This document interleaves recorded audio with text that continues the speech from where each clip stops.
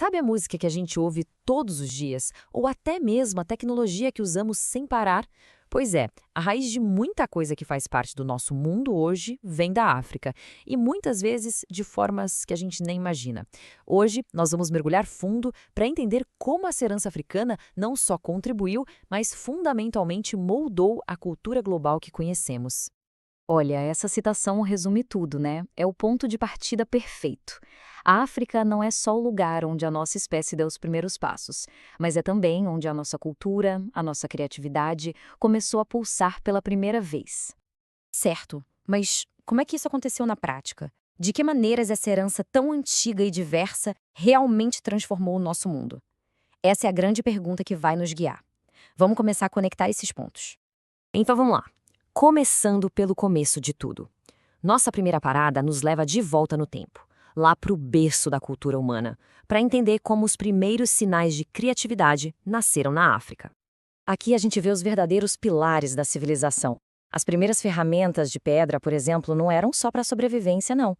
Ali nascia a tecnologia. A arte nas cavernas não era só decoração, era comunicação, eram as primeiras histórias sendo contadas. E a agricultura, bom, a agricultura foi a revolução que permitiu que a gente se fixasse num lugar e que as grandes civilizações pudessem surgir. E tudo isso começou lá, na África. Agora, vamos dar um salto da pré-história direto para as grandes civilizações.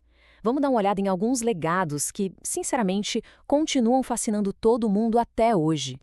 O Egito Antigo é o exemplo clássico, claro. Uma arquitetura tão monumental que até hoje desafia a engenharia. Uma escrita, os hieróglifos, que era ao mesmo tempo comunicação e pura arte. E um detalhe super interessante, o papel das mulheres na liderança, com rainhas que se tornaram faraós, algo notável para a época. E seria um grande erro pensar que a inovação parou no Egito. Mais ao sul, reinos como Axum controlavam o comércio marítimo no Mar Vermelho. E o Grande Zimbábue? Eles construíram muralhas de pedra impressionantes sem usar argamassa. Isso só mostra a diversidade do desenvolvimento tecnológico por todo o continente. Seguindo em frente, a gente chega num período de impérios absurdamente ricos e influentes. E é aqui que a gente quebra de vez aquele mito de um continente parado no tempo. Para ter uma dimensão dessa riqueza, conheça o Mansa Musa, imperador do Mali. Ele é considerado por muitos a pessoa mais rica de toda a história. A peregrinação que ele fez a Meca é lendária. Ele levou tanto ouro que, quando passou pelo Cairo distribuindo, o valor do metal na região despencou por mais de uma década. Dá para imaginar? E não era só ele. Impérios como Gana, Mali e Songhai eram verdadeiras potências, controlando as rotas de comércio de ouro e sal.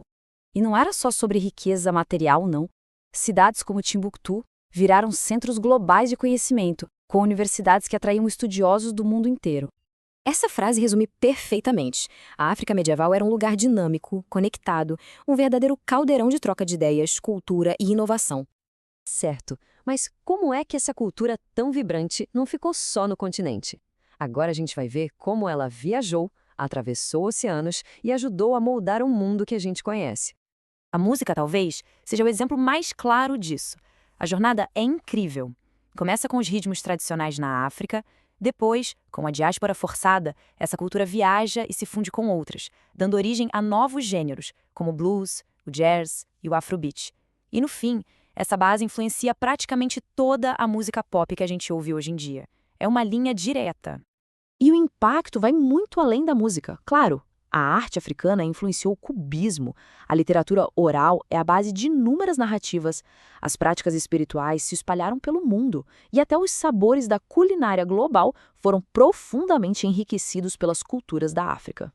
E mesmo em meio à imensa tragédia da diáspora, a cultura africana sobreviveu e se transformou. Práticas religiosas como o candomblé, aqui no Brasil, e o voodoo, no Haiti, são exemplos poderosíssimos de como a cultura pode ser resiliente. Isso nos leva a um período bem mais sombrio, o da colonização. Mas nosso foco aqui vai ser em como, mesmo sob uma pressão gigantesca, a cultura africana não só resistiu, como também renasceu. Esse slide mostra bem esse contraste. De um lado, a colonização tentando impor seus valores e explorando os recursos. Do outro, uma luta constante para preservar as tradições, a identidade, a própria alma. Uma luta que, no final, deu origem a movimentos de independência. E essa luta, como a frase diz, não foi só com armas. Foi uma batalha diária pela cultura, pela identidade.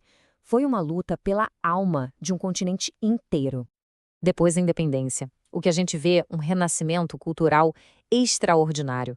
Movimentos como o panafricanismo, líderes inspiradores como o Nelson Mandela e uma explosão de criatividade no cinema, na música e na arte contemporânea que conquistou o mundo todo. Chegando ao fim da nossa análise, fica muito claro que a história da África é um mosaico complexo, super rico em diversidade, em conquistas monumentais e, principalmente, numa capacidade de resiliência que é simplesmente incrível. E o mais importante é entender isto. Essa história não acabou. Ela está sendo escrita agora, neste exato momento, por artistas inovadores e pensadores por todo o continente e também na diáspora. O que vimos aqui hoje é só uma pequena introdução a uma história muito, mas muito maior. Se essa nossa conversa despertou a sua curiosidade, fica aqui o convite. Para um aprofundamento de verdade nessas histórias, a sugestão é explorar e se inscrever no canal África na História no YouTube. Lá, a descoberta continua. Valeu pela companhia.